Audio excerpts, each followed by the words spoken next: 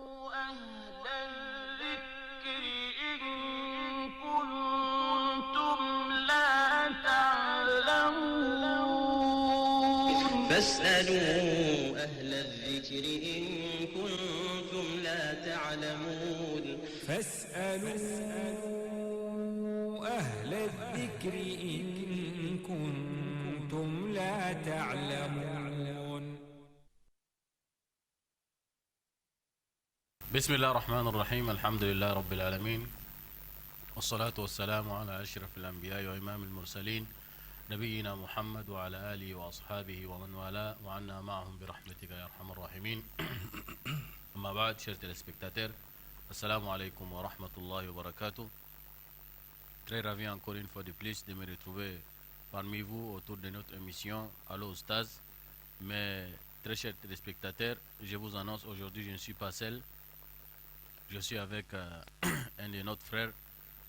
C'est un ancien figure que notre chaîne télévision à l'époque, la D ou bien la RTG chaîne 1, connaissait cette figure-là depuis longtemps.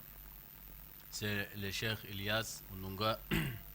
Il est ressortissant de l'université Al-Azhar. Il est venu nous visiter ici au Gabon. Donc j'ai le plaisir vraiment de le recevoir sur ce plateau. Bismillah, Cheikh Ilyas, vous avez la parole. إن الحمد لله نحمده ونستعينه ونستغفره ونعوذ بالله من شرور أنفسنا ومن سيئات أعمالنا من يهده الله فلا مضل له ومن يضلل فلا هادي له أشهد أن لا إله إلا الله وحده لا شريك له وأشهد أن محمدا عبده ورسوله.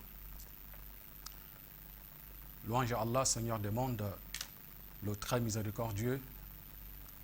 Celui qui est guidé par Dieu ne sera point égaré, et celui qui s'égare ne sera point guidé, car la guidance vient de Dieu. Paix et bénédiction de Dieu soit sur son prophète Mohammed, sur sa famille, sur ses compagnons, et sur tous ceux-là qui suivront cette voie jusqu'au jour du jugement dernier. Chers frères et chères sœurs musulmans, nous remercions Allah qui nous a donné cette opportunité de vous entretenir aujourd'hui sur les sujets qui sont liés à cette religion, la religion d'Allah subhanahu wa ta'ala. Vous savez, chers frères et chères sœurs, l'islam à l'origine, elle ne peut être pratiquée qu'avec la connaissance. C'est pour cela que le prophète Allah tabaraka wa ta'ala dans son verset coranique, innama yakhsha Allah min ibadihi al-ulama, c'est-à-dire seuls les savants craignent véritablement sont à leur Seigneur. Donc c'est dans ce sens-là que beaucoup de nos frères musulmans ont pris, n'est-ce pas, cette initiative d'évoluer, d'aller vers ceux qui connaissent, apprendre cette religion et revenir enseigner, n'est-ce pas, les gens de leur société. Donc ce soir, Inch'Allah, nous allons avec Imam Mustafa vous entretenir sur des questions à caractère religieux par la grâce d'Allah. Et Inch'Allah, on espère bien que vous seriez, n'est-ce pas, satisfait de nos réponses. N'est-ce pas, cher frère, vous avez cité ces versets où Allah les Très-Haut a dit Innama yakhsha Allah min ibadihi al-ulama. Vous avez fait allusion en disant qu'un groupe de gens peuvent aller s'instruire dans la religion et pour pouvoir venir avertir aussi leur peuple, n'est-ce pas, comme Allah aussi a mentionné à la fin de Sourate At-Tawbah. وما كان المؤمنون لينفروا كافة فلولا نفر من كل فرقة منهم طائفة ليتفقهوا في الدين ولينذروا قومهم إذا رجعوا إليهم لعلهم يحذرون, n'est-ce pas? Le verset là nous incite aussi en même temps qu'il y a un groupe, c'est-à-dire tout simplement il n'est pas permis à un groupe, c'est-à-dire à un peuple, que tout le monde doit aller se spécialiser dans les mêmes domaines. Nous avons besoin de différents domaines. Et donc il faut mettre aussi un accent particulier, c'est-à-dire il faut savoir définir les priorités. Donc il faut qu'il y ait aussi un groupe de gens parmi nous qui doivent aller, comme Allah lui-même l'a dit, ils doivent aller apprendre la religion pour pouvoir venir avertir ceux-là qui n'ont pas allé apprendre la religion. Donc ça veut dire l'apprentissage de la religion islamiquement, c'est recommandé à tout musulman et à toute musulman, comme Imam al-Bukhari radiallahu anhu, et qu'Allah lui fasse miséricorde. Il a consacré même tout un chapitre dans son recueil authentique en disant Babu al-ilm قبل القول والعمل. Donc la connaissance passe avant l'acte et avant la parole. Donc, alhamdulillah, ici, Cheikh, nous demandons par exemple, pour édifier toujours à nos téléspectateurs, quelle est l'importance des tawhid? Lorsqu'on entend parler de l'unicité d'Allah, ainsi de suite, les tawhid, quelle est l'importance des tawhid? Est-ce que ces tawhid-là, ça parle de quoi exactement? Alhamdulillahi Rabbil Alamin, wa salatu wa salamu ala Rasulillah wa ala alihi wa ashabihi ajma'in. Le tawhid, on peut dire que le tawhid est la colonne vertébrale de cette religion, c'est-à-dire celui qui ne maîtrise pas le tawhid, il est exposé au plus grand péché cité dans le Saint-Coran, qui est le shirk, c'est-à-dire le fait d'associer Dieu à d'autres divinités. Les savants de l'islam, à la tête desquels Cheikh Fawzan, Allah hafizahullah, il a dit que tout le Coran, dans son intégralité, parle du tawhid. Tout le Coran, dans son intégralité, parle du tawhid. Le prophète sallam a passé une bonne partie de sa vie, c'est-à-dire quand il était à la Mecque, il appelait les gens vers la compréhension, n'est-ce pas, de cette unicité, le tawhid. Quand on parle du tawhid, on a parfois tendance à ne pas mettre beaucoup l'accent, plus d'accent, n'est-ce pas, sur ce principe noble en islam, c'est-à-dire le tawhid. Les savants ont consacré pas mal, n'est-ce pas, de livres sur ce sujet. Un musulman, quand il se convertit à l'islam, la première des choses, n'est-ce pas, qu'il devait connaître, n'est-ce pas, c'est le tawhid. Mais quand on parle du tawhid, c'est quoi le tawhid? On ne va pas entrer dans les détails, parce que chaque science, avant, n'est-ce pas, de s'aventurer dans sa recherche, il faut tout d'abord connaître son importance, et après, nous allons, n'est-ce pas, plus, comment dirais-je, mettre l'accent sur sa définition.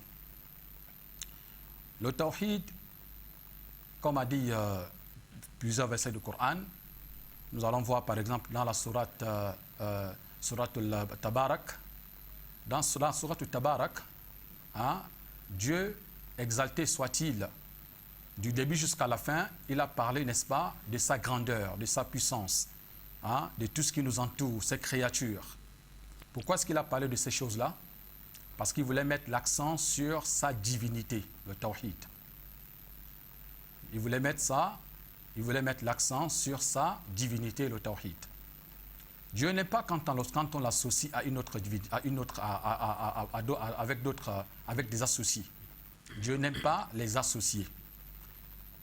Le prophète sallam a dit dans ses récits, dans ses hadiths authentiques, que celui dont les dernières paroles seraient La ilaha illallah, dakhala al-jannah, c'est-à-dire il entrera au paradis.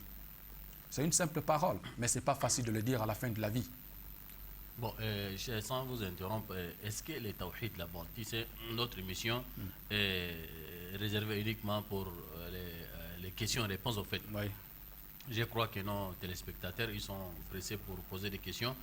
Aujourd'hui, pour vous annoncer, nous avons déjà établi les 88-17, c'est déjà en marche. Donc, avant qu'on va recevoir, par exemple, les premiers intervenants, en 2 minutes, est-ce que les tawhid, là, lorsqu'on parle, par exemple, tout de suite, là, pour faire édifier un peu nos téléspectateurs, est-ce que les tawhid, là, c'est catégorisé ou bien les tawhid, tout simplement l'unicité d'Allah? Parce qu'on parle des tawhid, une fois qu'on parle des tawhid, l'unicité d'Allah, et cette tawhid, là, dans son ensemble, c'est que l'unicité d'Allah seulement ou bien il y a plusieurs catégories de tawhid? C'est très bien. Donc nous allons d'abord prioriser cet intervenant-là. Allô? Alaykoum salam wa rahmatullah. C'est qui? Ok. Ok, là, pour le moment, nous sommes à la télévision, donc on va transmettre ça à la radio là-bas, et puis, Inch'Allah, donc vous appelez plus tard. Non. Là, nous sommes à la télévision en direct pour recevoir des questions et on va donner des réponses, Inch'Allah. Donc, chers téléspectateurs, pour vous annoncer encore une fois de plus, comme d'habitude, vous avez l'habitude de me voir toujours seul devant les plateaux, mais aujourd'hui, je ne suis pas seul, je suis avec mon cher, mon frère, Elias Ondunga. Et donc, il est sorti de l'Égypte, il est venu, il a fait plus de 15 ans en Égypte. Il est venu nous visiter ici au Gabon pour 2 mois, donc nous n'allons pas laisser comme ça partir. Donc il faut qu'il va nous d'abord verser la bénédiction de la science qu'il a essayé d'acquérir ici là-bas en Égypte. Donc comme d'habitude, chers téléspectateurs, avant de recevoir notre nos intervenants, donc nous avons comme d'habitude des questions qui viennent dans les réseaux sociaux. Donc premièrement, nous avons une question qui est venue d'une sœur qui s'appelait Aïcha. Elle demande la période de vidité. Par exemple, une femme qui a été déjà mariée, c'est-à-dire on a attaché le mariage, mais le mariage n'est pas encore été consommé. On a attaché le mariage et le mari n'a pas eu le temps de prendre sa femme, mais le mariage a été déjà attaché. Mais il n'a pas eu le temps, il se prépare pour prendre la femme et Allah a décidé qu'il est décédé. Donc, comment elle va, ou bien est-ce qu'elle va faire les idda? Bismillah. Donc, ici, je vais d'abord me contenter pour répondre à cette question-là, et puis nous allons donner la question suivante à notre frère Inch'Allah. Donc, avant de répondre, comme dans notre habitude, on priorise d'abord les questions en live. Naam. Bismillah. Allô? Oui, c'est en direct. Mais essayez de diminuer le volume de votre poste. Oui, je vous écoute. C'est qui? Monsieur Gallo, non. Oui, vous avez quelle question? Allez-y. Malheureusement, il est parti, Monsieur Gallo. Donc, ici, islamiquement, oui. Allah le Très-Haut, il a dit, la femme que son mari décède, donc elle doit rentrer dans la période de vidité, ce qu'on appelle Idda, 4 mois et 10 jours. Allah le Très-Haut, il a dit وَالَّذِينَ يَتَوَفَّوْنَ مِنْكُمْ وَيَذَرُونَ أَزْوَاجًا يَتَرَبَّصْنَ بِأَنفُسِهِنَّ أَرْبَعَةَ أَشْهُرٍ وَعَشْرًا. Donc même si le mari n'est pas encore consommé le mariage a été déjà attaché, donc mithaqan ghalidha, comme Allah lui-même l'a dit, donc le mariage a été déjà attaché, donc même si le mariage n'a pas été consommé, elle doit rentrer dans la période de vidité. Pourquoi? Car la période de vidité, c'est une adoration. Deuxième question. Est-ce que la femme a le droit de demander le divorce à son mari car le mari il est stérile, il ne fait pas les enfants? Non. Bismillah.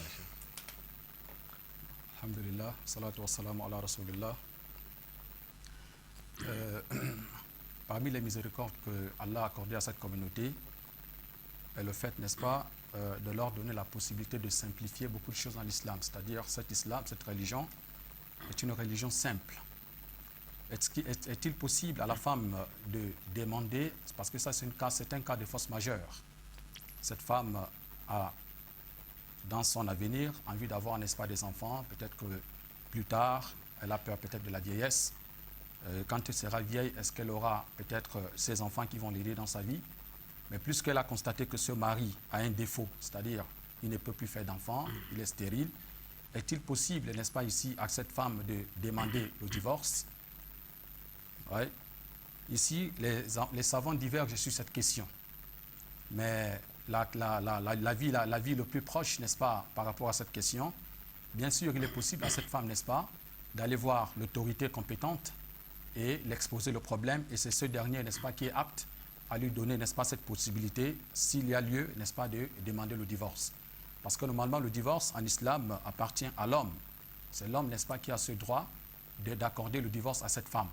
Mais la femme, avec le droit que l'islam lui a, n'est-ce pas, octroyé, elle peut saisir l'autorité compétente et exposer, n'est-ce pas, ce problème. Et c'est cette autorité qui va étudier le problème à fond et, si c'est possible, lui a accordé à cette femme, donner à cette femme la possibilité, n'est-ce pas, demander à l'homme d'accorder à cette femme, n'est-ce pas, le divorce. Nous allons peut-être écouter lui. Oh bon. Est-ce que, avant d'aller, par exemple, voir les autorités compétentes, par exemple les autorités religieuses qui ont le pouvoir, par exemple, de régler les litiges lorsqu'il y a les litiges, est-ce qu'elle doit d'abord, c'est-à-dire trouver des solutions avec son époux? Si l'époux, dans les cas, il refuse d'abord, elle va aller chez les autorités, ou bien tout simplement sûr, parce que le mari n'enfante pas. Il faut qu'il s'asseye, parce que confirmer aussi que le mari, comment peut-on confirmer que le mari, n'est-ce pas, a un problème au niveau n'est-ce pas, comment est-ce qu'on peut confirmer que le mari ne peut pas faire des enfants? Mais bien sûr, il faut pouvoir consulter d'abord un spécialiste, un médecin. Très bien. C'est ces médecins, pas un seul médecin, 2, 3 médecins à peu près. Ce sont ces médecins qui vont confirmer réellement que ce monsieur ne peut pas faire d'enfant.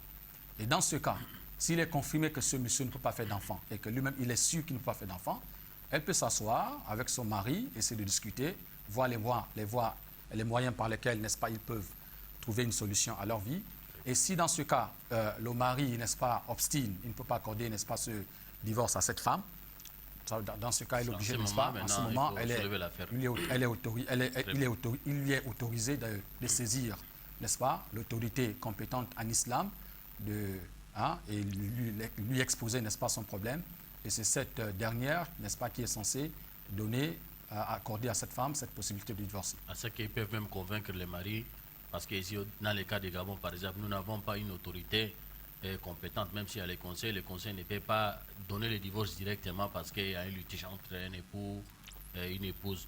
Mais les conseils, par exemple, les imams ou bien les conseils ont ces pouvoirs-là de convoquer, par exemple, ces derniers-là, de lui amener à la raison. Parce que Allah lui-même, il a dit, le mariage, c'est quoi? C'est les mawad entre les deux conjoints, c'est-à-dire c'est l'affection, n'est-ce pas?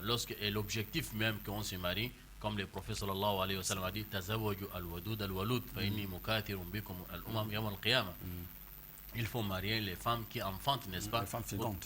Donc pour que ma communauté doit s'agrandir le jour de Yawm al-Qiyamah, je serai content parce que quand je vois ma communauté sont grands, le nombre est vraiment élevé, ça donne la joie à notre prophète Mohammed sallallahu alayhi wa sallam. Donc l'objectif même quand on se marie, c'est pour avoir des enfants. Et donc si dans les cas, par exemple, comme le chef vient de dire tout à l'heure, une fois que vous constatez que le mari, par exemple votre mari, il n'enfante pas, c'est pas tout de suite là que vous pouvez déjà déclarer directement et vous créer des chantages, des problèmes. Non, il faut d'abord, comme c'est la miséricorde entre vous, ainsi que de l'affection et de l'amour, chercher d'abord les voies et moyens, comment régler, comme vous venez de dire, cette affaire-là, n'est-ce pas? Donc si dans les cas où ça a été déjà déclaré positif que lui, il n'enfante pas, donc c'est à vous de le voir. D'abord, c'est pas obligatoirement que vous devez demander le divorce. Ça dépend, ça dépend. Donc, si vous cherchez au fond de vous des enfants et vous voyez que le mari là, il ne peut pas vous donner ce que vous cherchez, c'est en ce moment-là, c'est dans les bonnes manières qu'on peut demander. Inch'Allah, le mari aussi ne doit pas être égoïste parce que lui n'enfante pas et ne peut pas aussi priver la femme là. Donc, tout simplement, ce que nous cherchons à dire derrière ça, la femme ici a le droit de demander le divorce. Pourquoi? Parce que le prophète sallallahu alayhi wa sallam, il a dit quelque part, la femme n'a pas le droit de demander le divorce à son mari tant qu'il n'y a pas de cause valable. S'il n'y a pas de cause valable, elle demande le divorce, donc le paradis lui sera interdit. Mais si il y a une cause valable, le cause est déjà fondé islamiquement, alhamdulillah. Troisième question, nous allons rappeler toujours à nos téléspectateurs, les 88 17 est déjà en cours, donc vous pouvez déjà tout simplement prendre le téléphone et composer les 88 17. Nous allons, Inch'Allah, répondre à votre... Concernant la deuxième question. Donc, la troisième question, ou bien la deuxième... La deuxième question. C'est ça la deuxième question. Oui, là, sur le divorce. C'est ça, sur le divorce. Là, nous parlons, est-ce que la femme a le droit de demander le divorce à son époux qui n'enfante pas? C'est ça la deuxième question. Okay. Nous avons déjà traité, n'est-ce pas? Oui. La troisième question, nous avons ici le frère Amadou, il demande... Quelles sont les causes, donc ça veut dire qu'il a essayé de mettre ça en pluriel, quelle est la cause ou bien les causes qui amènent à un musulman de faire le ghusl, les grands bains? C'est bien. Alhamdulillah Rabbil Alamin. Les causes ou bien les raisons, les causes qui poussent le musulman à faire le grand bain sont connues dans les livres de fiqh, les livres, n'est-ce pas, de la jurisprudence islamique. Et parmi ces causes, nous avons, n'est-ce pas, les rapports sexuels avec sa femme. Celui qui fait des rapports sexuels, il lui est obligatoire, avant de faire la prière, n'est-ce pas, de faire le grand bain. Et parmi les causes qui poussent le musulman à faire le grand bain, nous avons aussi ce qu'on appelle en arabe al-ihtilam. Al-ihtilam, ça, ce sont des rêves érotiques. Celui qui fait des rêves érotiques et qui constate qu'au niveau de son lit, il y a quelque chose, dans ce cas, il doit faire le grand bain. Il y a aussi parmi les causes du grand bain, le vendredi. Là, les savants divergent un peu. Est-ce qu'il est obligatoire le matin, avant la prière du vendredi, de faire le grand bain ou pas? Parce qu'il y a des hadiths qui incitent le musulman à faire le grand bain. Donc dans ce cas, tout ce qu'on peut dire en résumé, c'est-à-dire il est recommandé, pas obligatoire en tout cas, il est recommandé que le musulman fasse le grand bain le vendredi, la matinée du vendredi, avant d'aller accomplir la prière du vendredi. Donc nous avons cité les rapports sexuels. 2, nous avons également cité les rêves érotiques avec le fait, n'est-ce pas, de constater la présence, n'est-ce pas, du sperme sur son, je m'excuse du thème, sur son lit. Et nous avons également, parce que quelqu'un peut faire les rêves érotiques sans pourtant constater la présence de quelque chose. Il faut qu'il constate bien sûr qu'il y a quelque chose sur son lit, ou bien sur lui. Dans ce cas, il doit se laver. Et la troisième cause, il n'y a pas de cause dans ce sens-là, c'est juste une recommandation du prophète de faire le grand bain le matin avant l'accomplissement de la prière du vendredi. Donc, c'est un peu ça. Donc, nous allons ici, par la grâce, avec votre permission aussi d'ajouter. Donc, si on comprend, par exemple, en ce qui concerne les causes qui amènent un musulman de faire le grand bain, si j'ai bien compris, lorsque la personne il a eu le rapport sexuel et puis il a fait les rêves érotiques. Donc tout simplement nous pouvons les résumer en disant si la personne il a l'éjaculation, par exemple l'éjaculation. Donc l'éjaculation, soit la personne il a fait ça en désir sexuel, c'est-à-dire en commettant un rapport. Le rapport sexuel est suivi par éjaculation. Ou bien le rapport sexuel même sans éjaculer. Une fois qu'il a eu rapport sans éjaculer, c'est fini déjà. Ça, c'est l'une des causes qui amène à la personne de faire le grand bain. Le prophète sallallahu alayhi wa sallam, il a dit Alma ou bilma. Soit il a éjaculé, ou bien il a dit Ida jalasa bayna shu'ubihi al-arba wajib al-ghusl. Ou bien il a fait rapport sans éjaculer aussi. Donc, une fois qu'il y a eu rapport, pénétration, donc en ce moment, donc il est obligatoire à la personne de faire le grand bain. Bon, ça peut arriver que la personne, il n'a pas eu le rapport sexuel, mais il a eu éjaculation comme ça. Il n'est pas endormi, il n'est pas dans le sommeil, donc, mais il a eu éjaculation comme ça. Et là, les savants, ils ont divisé ça en deux parties. Soit l'éjaculation est venue à cause d'une réflexion sexuelle, donc en ce moment, il est obligatoire sur la personne de faire le grand bain. Ou soit l'éjaculation est venue à cause d'une maladie, donc en ce moment, ça, il n'y a pas de grand bain. Il y a certaines personnes, ils ont certaines maladies, que la personne peut éjaculer comme ça et les spermes sortent.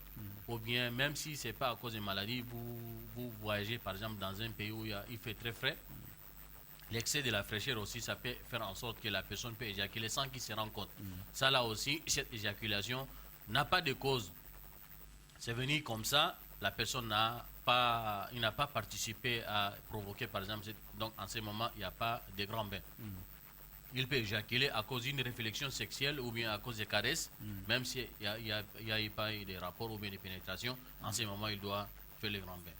Et comme vous avez souligné encore, la personne en train de dormir, il a fait des rêves érotiques. Donc, lorsqu'il a éjaculé, donc en ce moment, il doit faire aussi le grand bain.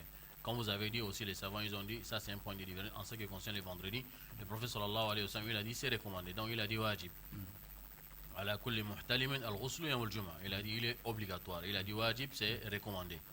Donc à chaque personne qui est déjà atteint l'âge de la puberté, donc il doit se laver, de prendre son grand bain le jour de vendredi. Et ça, c'est un point de divergence, comme vous avez dit, entre les savants.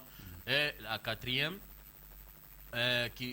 cause qui amène la personne de faire le grand bain pour les femmes, et spécialement les menstrues. Les menstrues, après avoir fini les menstrues, les règles, donc la femme doit aussi prendre le grand bain. Donc ça c'est obligatoire. Voilà, ça ce sont, je crois... Le cinquième aussi. Les cinquièmes. En nifas, oui, les règles et puis les lochis. Les lochis, ça ce sont des causes qui amènent généralement les musulmans, qu'ils soient les femmes ou bien les hommes, de faire les deux dernières que nous avons citées, les menstrues et puis les lochis. Donc ça c'est réservé uniquement pour les femmes. Donc chers téléspectateurs, nous avons les 88-17 qui est devant vous. Donc nous attendons tout simplement vos interventions. Donc je suis pas seul, comme vous avez compris dès le départ. Je suis avec les grands savants, le cheikh Ilyas Ondonga, notre frère qui est sorti de l'Égypte. Il est d'abord été ici. Beaucoup parmi nous le connaissaient à l'époque de la RTG Jeune 1, à l'époque de la D. Donc il animait des émissions islamiques. Alors les récompenses de la meilleure des manières de tout ce qu'il a fait auparavant. Il est venu nous visiter, il a fait au moins 15 ans en Égypte, il est venu nous visiter, il est venu nous verser cette miséricorde de la science qu'il allait acquérir en Égypte, alhamdulillah, les berceaux de la science, islamique, l'université qui a fait au moins des 1070 ans. Donc, alhamdulillah, il est là avec nous. Nous sommes vraiment très contents, nous exprimons cette joie-là de recevoir les gens comme lui, alhamdulillah, de traiter les questions. Nous avons, avant de prendre un intervenant, le frère ici, je crois qu'il s'appelle Abdullah, ici, je ne me trompe pas de son nom, il a demandé Ma hiya sifatu tayammum al-mashroua. Quel est le caractère des ablutions sèches? Comment on peut faire les ablutions sèches? Parce qu'il y a plusieurs façons qu'on entend les imams, les prédicateurs par ici et par là. Chacun donne une version. Donc, quelle est la version qui est authentique, logique, qu'on peut faire les ablutions sèches?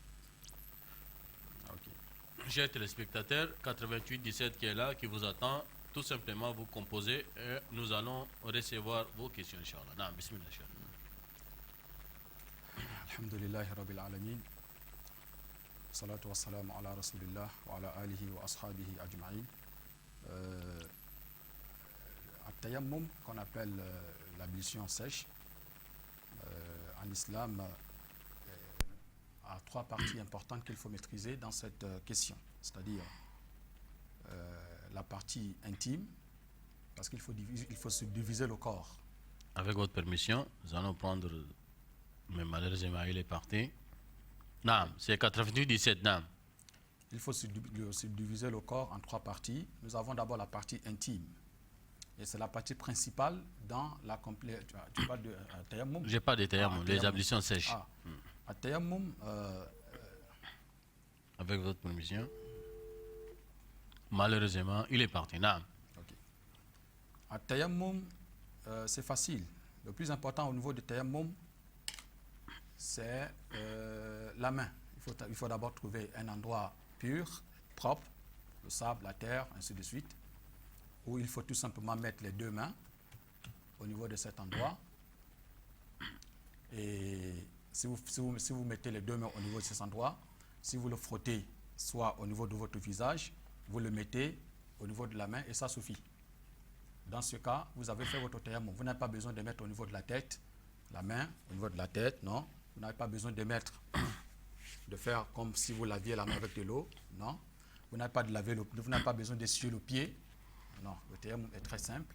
C'est comme je vous ai dit, vous mettez les deux mains au niveau du sol et d'autres disent qu'il faut faire ça. Bon, ça aussi on a besoin de preuves parce que quand tu fais ça, pourquoi tu fais ça? C'est pour que la tête qui est entre tes mains, n'est-ce pas, puisse... Il y a d'autres qui disent qu'il faut souffler comme ça.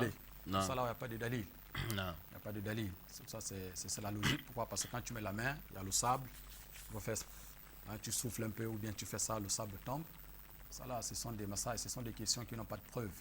Le plus important, quand tu mets ta main au niveau du sol, tu essuies une partie et une partie de ta main et c'est fini. Dans ce cas, tu as déjà fait le tayammum. Je crois que l'imam... Donc, si nous comprenons très bien, chers téléspectateurs, le frère, alhamdulillah, qu'Allah le récompense, il a bien répondu à cette question. Donc, si nous comprenons très bien, le tayammum, tout simplement, c'est de taper les pompes de tes deux mains sur le sol comme ça, et tu frottes le visage, et tu frottes la main là comme ça, les deux pompes là, c'est tout. C'est ça, la version la plus authentique, et on peut appuyer ça avec des preuves d'Ammar ibn Yasir, radiyallahu anhu, lorsque lui, il a manqué de l'eau, et si j'ai bonne mémoire, les hadiths expliquent qu'il était avec Omar ibn al-Khattab, radiyallahu anhuma. Donc, ils ont manqué de l'eau. Donc, Ammar ibn Yasir, lui, il s'est tourné lui-même entièrement, son corps, il s'est tourné sur les sables comme ça, en disant que bon, comme il n'y a pas l'eau, qu'est-ce que nous devons faire? Donc, il s'est tourné comme ça, il s'est entouré comme ça, sur les sables et puis il a prié. Omar ibn al-Khattab, il s'est abstenu, il s'est éloigné, il n'a rien fait. Il n'a pas fait la prière. Car parce que ça manque de l'eau. Quand ils sont venus voir les messagers, sallallahu alayhi wa sallam, quand ils l'ont expliqué, le prophète sallallahu alayhi wa sallam, il a dit à Ammar, il a dit, yakfika an tadrib biyadayka ala al-ardi hakada wa tamsah bihima kaffayka. Donc il a dit, il te suffit seulement de frapper la terre là, avec les deux mains et de frotter au-dessus, c'est-à-dire derrière des pommes là, comme ce que je suis en train de faire là. Donc voilà, ça c'est la version la plus authentique. Mais sinon, nous écoutons par ici et il y a d'autres hadiths d'Abi Hurayrah radiyallahu anhu et les hadiths d'Abdullah ibn Omar. Mais malheureusement, les hadiths ne sont pas authentiques. Alors, malheureusement, les hadiths ne sont pas authentiques. L'autre hadith est venu dans Abi Daoud, il n'est pas authentique d'Abdullah ibn Omar. Et l'autre hadith, il est venu dans Ibn Abi Shayba aussi, le hadith d'Abdullah ibn Omar disait qu'il a dit il faut frapper 2 fois. Désolé, on va prendre cet intervenant là. Allô? Alaykoum salam, c'est qui? Traoré, hein? Oui, vous avez une question? Vous avez une question? Oui, c'est en direct. Vous avez une question? Mais vous cherchez quoi? C'est une émission qui est consacrée pour recevoir des questions.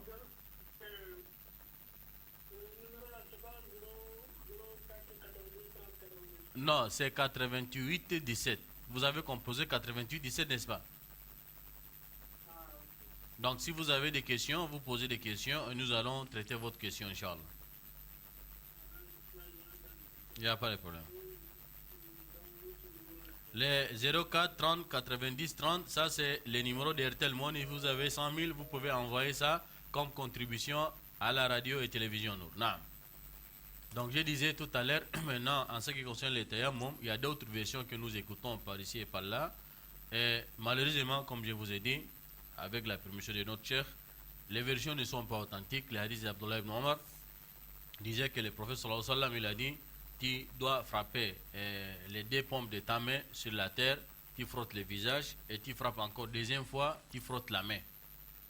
Donc la deuxième là, elle n'est pas authentique. Il y a d'autres encore qui ont dit, toujours des hadiths qui ne sont pas authentiques, ils ont dit tu frappes 1 fois pour le visage et 1 fois pour la main et tu dois frotter jusqu'à ici.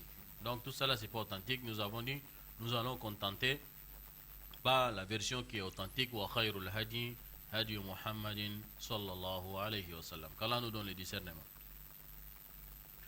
Nous avons une autre question qui est venue, qui a fait une polémique quelque part. Mais nous allons Inch'Allah donner des réponses si Allah nous donne la science.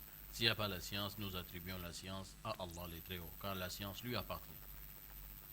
Ici, le frère, il pose cette question-là. Je crois que cette question-là, je l'avais traitée ici une fois lors de nos émissions pendant le Ramadan avec le frère Moussa Zingé. Mais la question est venue par un autre sens. Ils ont renversé un peu la question. Ils demandent est-ce qu'il y a des preuves palpables, des preuves claires que le prophète sallallahu alayhi wa sallam lui-même, que 2 personnes ont commis la fornication, un homme et une femme ont commis la fornication, ou bien ils vivaient dans l'inégalité. Ils sont venus lui voir et il a attaché les mariages à ces 2-là. Donc parce que nous comprenons par ici et par là que c'est permis que 2 personnes vivaient hors mariage. Lorsqu'ils ont demandé la repentance, ils ont fait la repentance vers Allah. Donc il est possible qu'ils puissent légaliser leur union, c'est-à-dire on peut leur attacher les mariages. C'est ça qu'on connaît par ici dans les livres de fiqh et ainsi de suite. Les frères ici, ils cherchent à comprendre, est-ce qu'il y a des preuves concrètes que le prophète avait fait cet acte-là? Il a attaché les mariages à 2 personnes qui sont tombées dans la fornication. Si dans le cas contraire, le prophète n'a jamais attaché les mariages entre 2 personnes qui ont commis la fornication, pourquoi nous le faisons maintenant? N'est-ce pas la meilleure voie à suivre, c'est la voie du prophète sallallahu alayhi wa sallam. Donc ça va autour de ça au fait de la question. Non.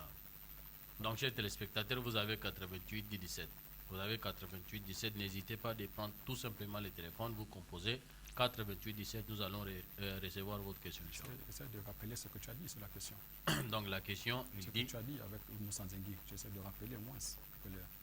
Donc tout simplement, quand nous étions lors de nos émissions de l'année passée, quand je parle de l'année passée, c'est-à-dire l'année égérienne, à 1438, le mois de Ramadan passé, on a reçu, je crois, ce genre de questions en disant est-ce qu'on peut attacher le mariage entre deux personnes qui vivaient hors mariage et ils ont décidé de légaliser les réunions. Nous avons dit c'est permis islamiquement. Nous avons dit c'est permis. Tout simplement car il n'y a pas de preuves qui l'interdisent. Voilà ce que nous avons répondu. La question est venue maintenant en ce moment par une autre phase. Est-ce que les prophètes avaient, en son époque, est-ce que les prophètes avaient fait ce genre d'acte-là? Donc, tout simplement, nous allons dire, pas forcément que les prophètes, sallallahu alayhi wa sallam, n'a pas fait, parce que nous savons très bien, il y a des choses que le prophète n'a pas eu le temps de les faire dans son temps. Donc, إنه لم يفعل جميع المندوبات ولم يفعل جميع المباحات. Il n'a jamais accompli tout ce qui est permis islamiquement. Tout ce qu'il a le temps, il doit le faire. Ce qui n'a pas le temps, il ne doit pas. Mais ça ne veut pas dire que c'est haram. Tout simplement, nous allons dire ces cas-là. Si c'était arrivé chez le prophète sallallahu alayhi wa sallam que des personnes ont commis la fornication, ils sont venus lui voir en disant que nous avons commis la fornication, donc on veut maintenant légaliser notre union. Il n'allait pas attacher d'abord le mariage. Il allait d'abord appliquer quoi? La peine. Il allait d'abord appliquer la peine parce qu'ils ont avoué. Mais les cas comme ça n'ont jamais été arrivés chez le prophète sallallahu alayhi wa sallam. C'est la raison pour laquelle il n'a pas attaché. Tout simplement, les cas comme ça n'a jamais été arrivé à l'époque des prophètes que des personnes ont commis la fornication. Ils sont venus voir les messagers. Voilà ce que nous avons fait. Et voilà, nous avons demandé pardon à Allah. Nous sommes venus que tu vas nous attacher les mariages. Ça n'a jamais été arrivé à son époque. Donc, si quelque chose n'a jamais été arrivé à son époque, comment il va le faire? De deux, lorsque nous avons dit que c'est permis, parce que tout simplement, comme je disais, il n'y a pas les preuves qui l'interdisent. Sinon, la polémique c'était au profond en fait. Ils ont essayé de creuser par ici et par là. Ils ont trouvé une preuve et ils se sont accrochés par cette preuve-là. J'ai essayé de mener une recherche face à les preuves qu'ils ont apportées. Effectivement, il y a une preuve. Mais les preuves ne collent pas avec cette situation. Sinon, la voix de la majorité, c'est ce qui est authentique. D'abord, la voix de la majorité, c'est fondé. Il y a ce qu'on appelle al-qawa'id al-fiqhiyya ou bien al-qawa'id al-fiqhiyya al-mu'asara. Soit al-qawa'id al-fiqhiyya al-amma, soit al-qawa'id al-fiqhiyya al-mu'asara. Et les règles de la jurisprudence que nos savants prédécesseurs ont déjà établies, que nous pouvons travailler avec comme une règle. Ou bien les règles de la jurisprudence contemporaine face aux situations qui nous arrivent, par exemple, par ici et par là, qui n'ont jamais été à l'époque de nos pieds prédécesseurs. Donc, ici, ils ont dit quoi? Ils ont dit Daf'ul mafasidi muqaddamun ala jalbil masalih. Donc, lorsque vous dites que des personnes ont commis la fornication, ils sont venus vous voir en tant qu'imam de votre mosquée, en tant qu'imam de votre quartier, en tant qu'imam de votre district. Voilà ce que nous avons fait et nous avons pris le chemin de la repentance. On veut maintenant égaliser notre union.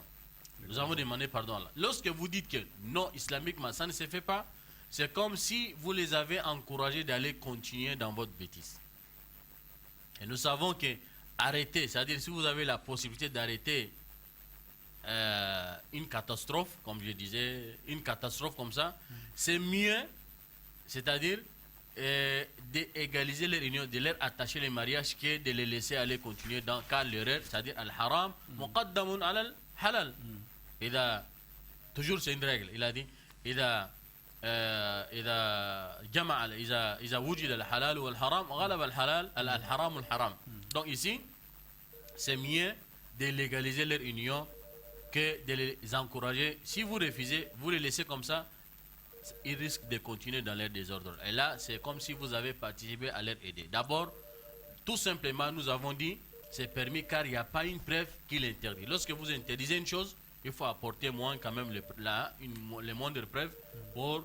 Donc nous allons, Inch'Allah, continuer en prenant cet intervenant-là, comme la question elle est un peu cruciale. Donc, je disais tout à l'heure là, ils sont allés chercher, ils ont trouvé une preuve. Les preuves, comme je disais, ne collent pas. Effectivement, c'était la voix d'Ahmad ibn Hanbal. Nous avons les 4 écoles. Nous avons les 4 écoles. L'imam Abi Hanifa, l'imam Malik, l'imam Shafi et l'imam Ahmad ibn Hanbal. Tous les 3. Imam Abi Hanifa, l'imam Malik, l'imam Shafi et d'autres, Imam Ibn Hazm, et même les Daoud, les fondateurs Al-Zahiri, et d'autres, Al-Awza'i. Donc ici, la majorité, j'ai dit la voix de la majorité, ont accepté et ont permis que des personnes ont fait la fornication et Allah a touché leur cœur. Ils ont pris le chemin de la repentance, donc ils cherchent à égaliser leur union. C'est permis qu'on peut leur attacher les mariages avec des conditions. Il doit d'abord faire l'avidité, les idda, ainsi de suite. Sauf Ahmad ibn Hanbal, il a dit chez son madhab, c'est pas permis. Des personnes ont fait la fornication et on ne peut pas leur attacher les mariages. Il s'est accroché par une preuve à l'époque, comme je disais tout à l'heure. Le prophète sallallahu alayhi wa sallam, il y avait un compagnon qui est venu demander l'avis. Donc ici, il est venu demander l'avis du prophète sallallahu alayhi wa sallam de se marier avec une femme. Dans leur époque, cette femme-là, avant l'islam, je disais, et j'ai appuyé dans cette mot-là, avant l'islam, elle était une femme prostituée. Avant l'islam, elle était prostituée. Donc, elle avait quoi? Une sale réputation. Donc, quand l'islam est venu, elle s'est convertie, alhamdulillah. Et nous savons, l'islam, yajubbu ma qablahu, ou yahdumu ma qablahu. Une fois qu'elle est déjà convertie en islam, c'est fini. Tout ce qu'elle avait commis auparavant, c'est déjà aboli, c'est déjà pardonné par Allah. C'est le prophète qui l'a dit. Quand l'islam est venu, elle s'est convertie. Quelques années plus tard, comme je disais, un compagnon est venu demander le prophète, il est tombé amoureux à cette femme-là, de cette femme. Quand il est venu demander le prophète son avis, le prophète, est-ce que je peux marier cette femme-là? Il a dit quelle femme? Il a montré, il a cité son nom. Et il a dit, si tu veux mon avis, cherche une autre femme. Si tu veux mon avis, cherche une autre femme, c'est mieux pour toi. Donc c'est dans ça là qu'ils se sont appuyés en disant qu'il n'est pas permis à une personne de se marier avec une femme qu'il a fait la fornication avec elle. Donc parce qu'ils se sont accrochés par. Donc est-ce que les preuves là montrent qu'on ne peut pas marier des personnes ont déjà? Non. Si nous allons voir réellement, pourquoi le prophète avait dit à la personne, si tu veux mon avis, cherche une autre femme. Tout simplement, c'est pas parce que elle avait fait la fornication avant, tout ça là, parce que l'islam a déjà effacé. Mais seulement, la réputation est déjà là quelque part. Pour que dans l'avenir, si tu n'as pas toi-même, Allah t'a pas donné une patience qui est à l'extrême, ou bien la foi qui est à l'extrême, souvent, des choses qui peuvent venir dans la tête, la femme là avant, elle était comme ça, avant, peut-être Shaitan va venir te traverser dans la tête, qui peut avoir les enfants vont aller jouer par ici et par là, peut-être les gens vont lui dire que non, votre maman avant, elle était comme ça. C'est dans ce sens-là qu'il avait dit, si tu veux mon avis, cherche une autre femme. Mais ce n'est pas interdit de la marier. Ce n'est pas interdit de la marier. Et d'abord, lui, il n'a jamais commis la fornication avec elle auparavant. Donc nous parlons des choses différentes. Des choses différentes. Donc c'est la raison pour laquelle nous disons, marier avec une femme que vous-même vous avez commis la fornication. Et d'abord nous prions Allah le Très-Haut de nous épargner. Et d'épargner tous les musulmans et de toutes les musulmanes. De cette grand péché-là. D'abord, ne pas tomber dans cette péché-là, qu'Allah nous en préserve. Si cela est arrivé, nul est humain, ils ont cherché le chemin de la repentance, et forcément, Allah va pardonner, comme nous parlons de shirk tout à l'heure là. Allah lui-même a dit, Inna Allah la yaghfiru an yushraka bihi, wa yaghfiru ma duna dhalik. Donc, tous les péchés qui ont inférieur de shirk, Allah est capable de les pardonner à qui il veut. Naam. Nous allons à un intervenant. Allô? Naam. C'est qui? Alaykoum assalam wa rahmatullah. C'est qui? Bah, naam. Vous avez une question? Bismillah. Naam. Personnes en train de forniquer. Par fini, ils se disent qu'ils vont faire le mariage. Non. Mais avant qu'ils se fassent de forniquer, par fini... Bon, diminuez un peu d'abord le volume de votre poste. Donc, ma question. Oui. Ce que Dieu a dit haram, comment quelqu'un qui fait ce haram et dire encore que c'est permis qu'il puisse se marier après la fornication? Ouais. Maintenant, votre question, c'est quoi?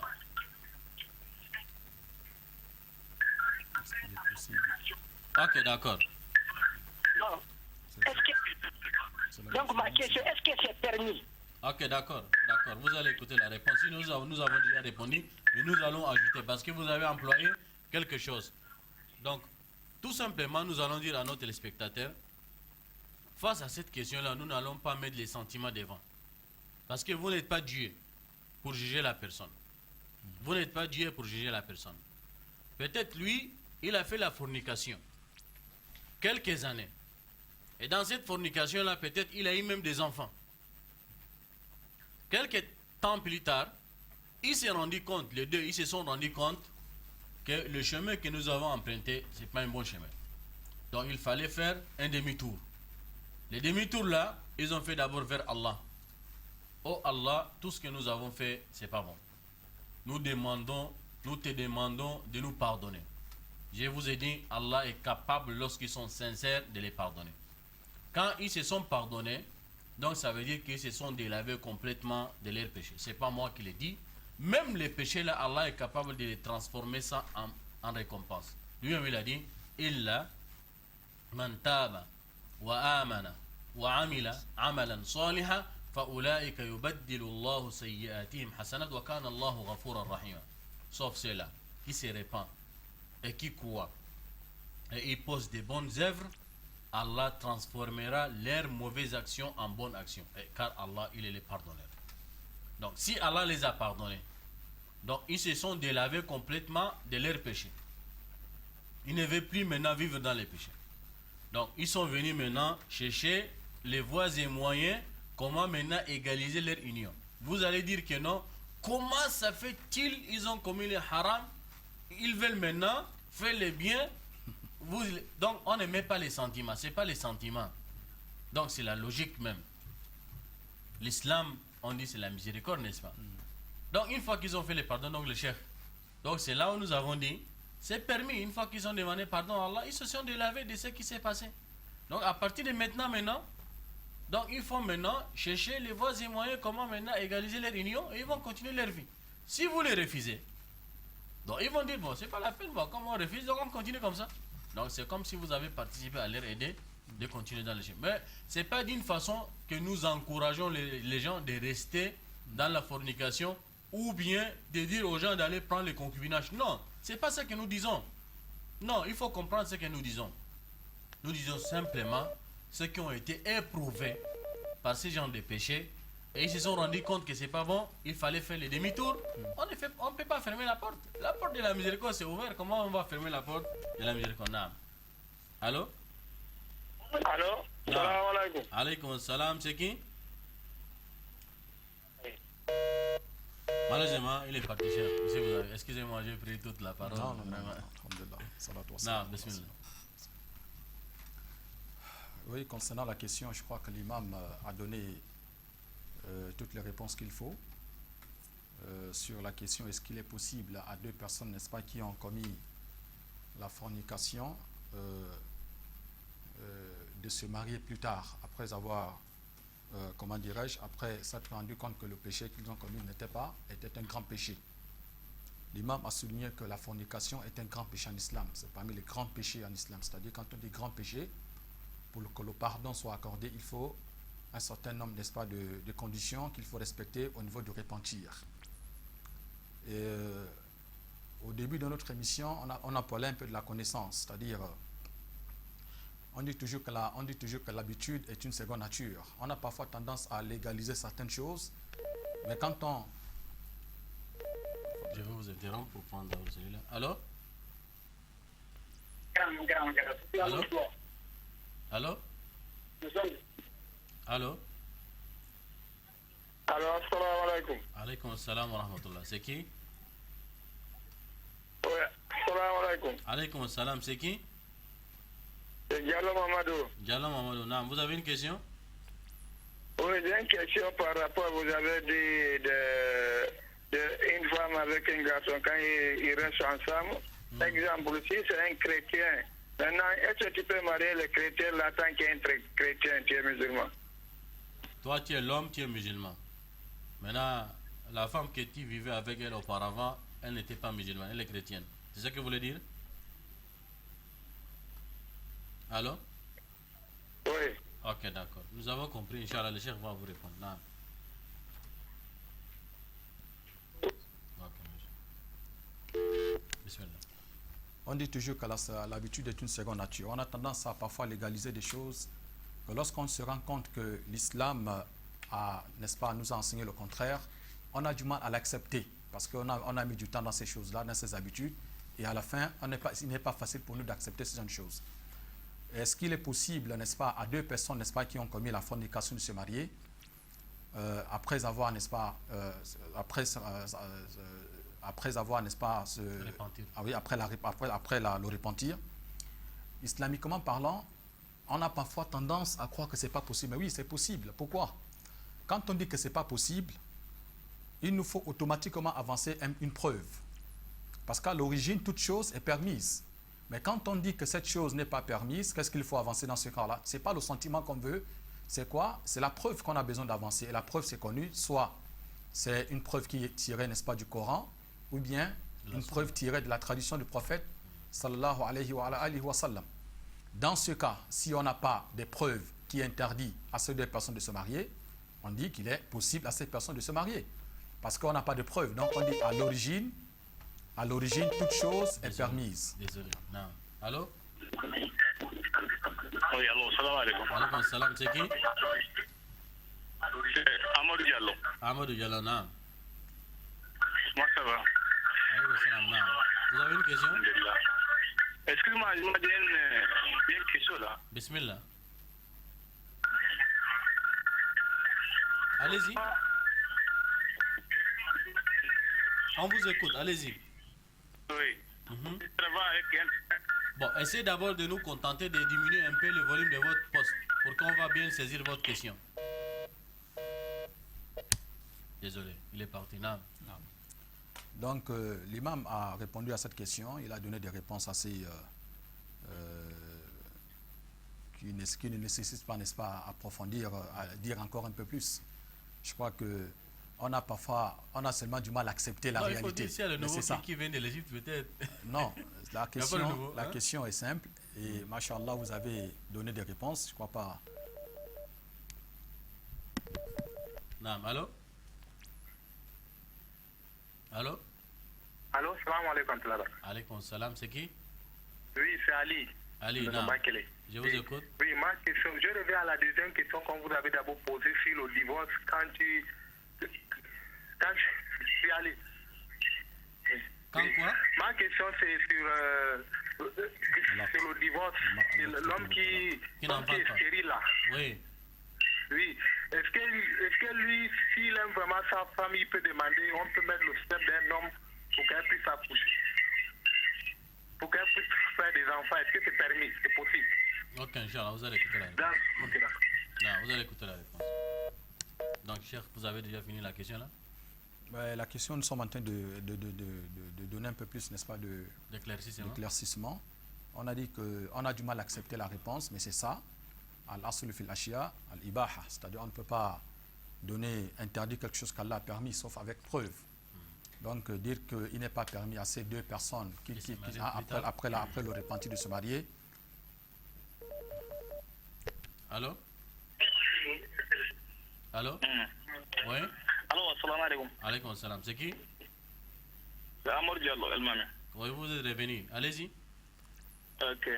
Bon, moi, j'ai un petit souci là. Vraiment, un souci que je trouve depuis ça fait peut-être 4 mois. Allez-y, on vous écoute. Inch'Allah, le cher est là, il va vous déclencher. 48 heures. Je travaille avec un frère. Bon, moi, je suis un boutiquier. Vendredi, moi, je fais sortir sacrifice 500 ou 1000 francs chaque vendredi moi-même. Je fais sortir dans ma poche pour faire le sacrifice. Comment? Je fais le sacrifice. Tu fais le sacrifice? Chaque vendredi 500 francs. 500 francs, oui. Oui, mais ça un peu me t'inquiète parce que quand je pars, moi, chaque vendredi, je pars avec mon patron jusqu'à la mosquée. Il part chaque vendredi. Mais je n'ai jamais dit mon patron fait sortir même 100 francs. De toutes les façons, c'est comme si j'ai compris, il travaille avec quelqu'un dans une boutique. Mais lui, chaque vendredi, il fait sortir 500 francs comme sacrifice, il donne.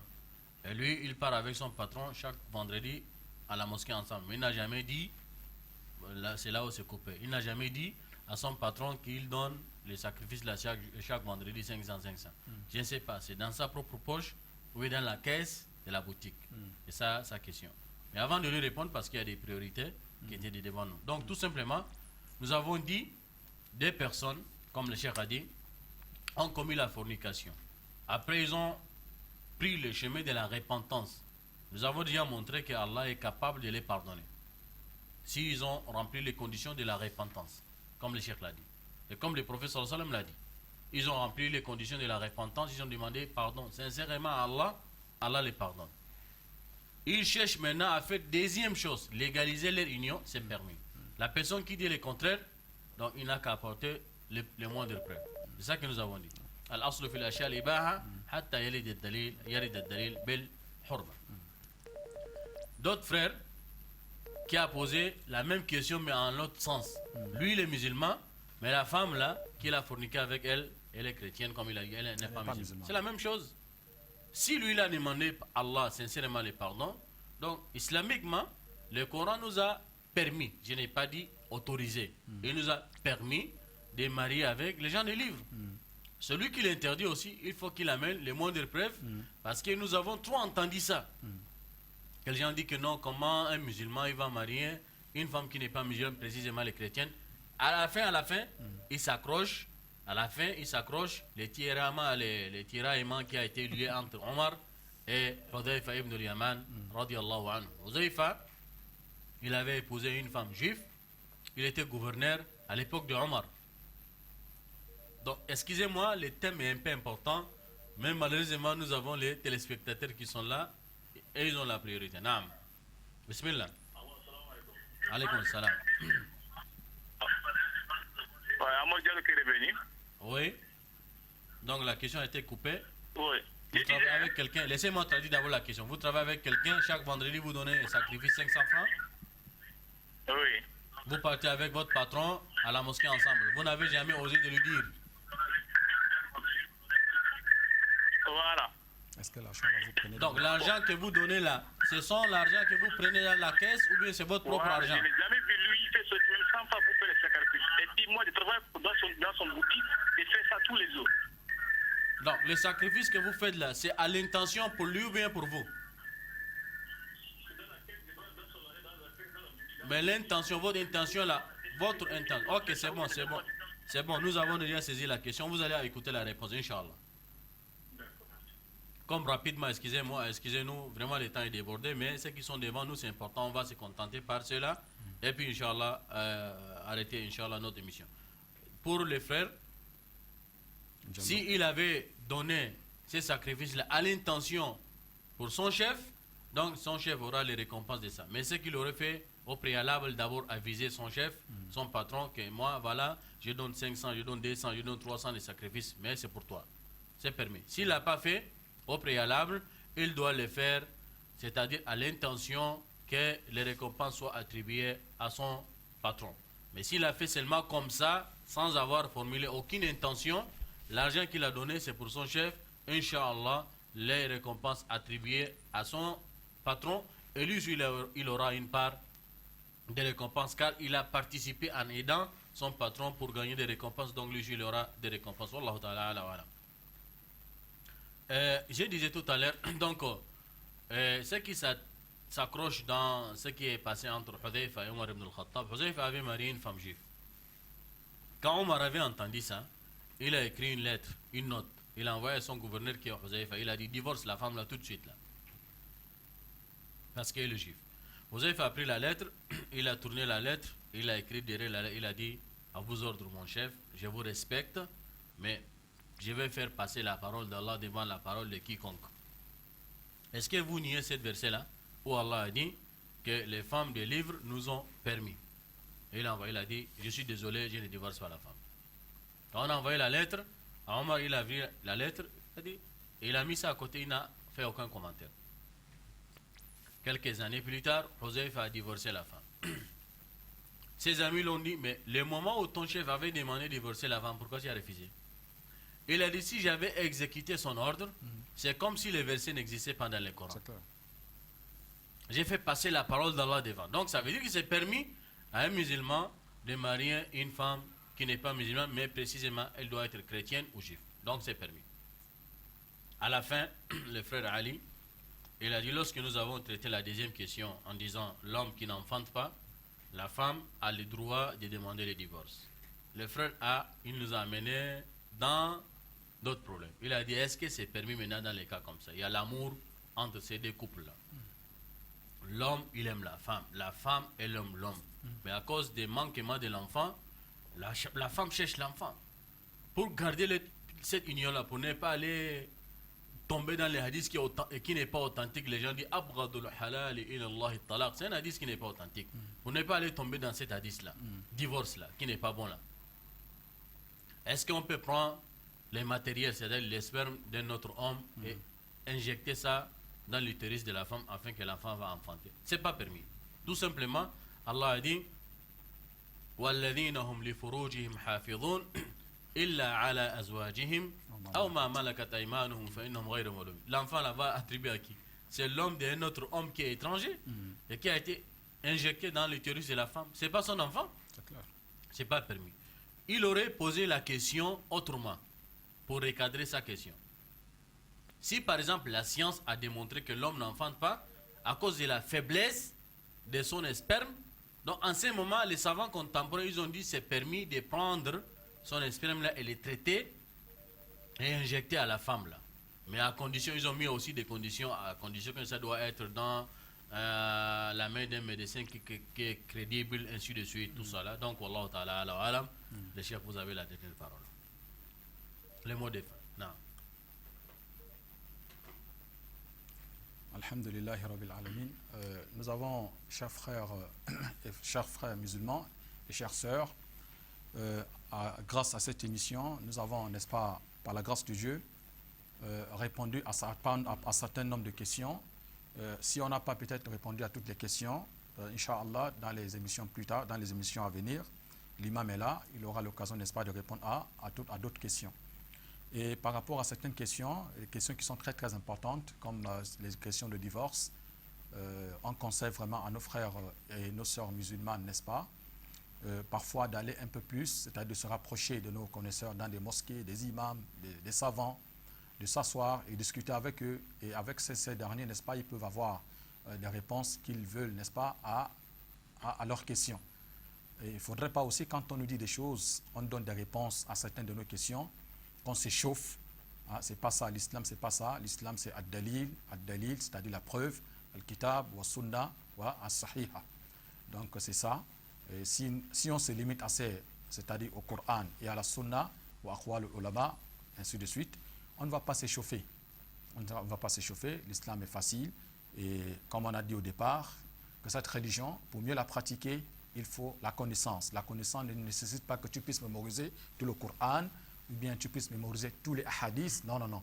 La connaissance est que tu puisses, au moins avant d'accomplir une action, un acte en islam, que tu sois sûr de ce que tu veux accomplir, que tu sois sûr que cet acte, n'est-ce pas, a des preuves, n'est-ce pas, authentiques avant de l'accomplir. Et si tu n'en as pas une preuve, c'est à toi maintenant de te rapprocher des savants. Et c'est ça, c'est le conseil qu'on peut donner à nos frères et nos sœurs musulmans. Hein? Vous dire assalamu alaikum wa rahmatullah. Donc l'islam, c'est facile, comme vous avez dit, pour celui qui veut les pratiquer convenablement. L'islam est difficile pour celui qui ne veut pas comprendre. Sur ce, chers téléspectateurs, assalamu alaikum wa rahmatullahi wa barakatuh. À nous retrouver, Inch'Allah, le mercredi prochain, si Allah le veut, Inch'Allah ta'ala. Assalamu alaikum wa rahmatullahi wa barakatuh.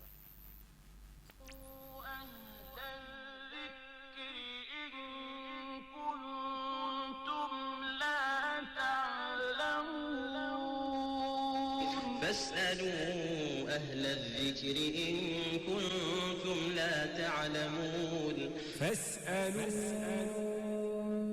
أهل الذكر إن كنتم لا تعلمون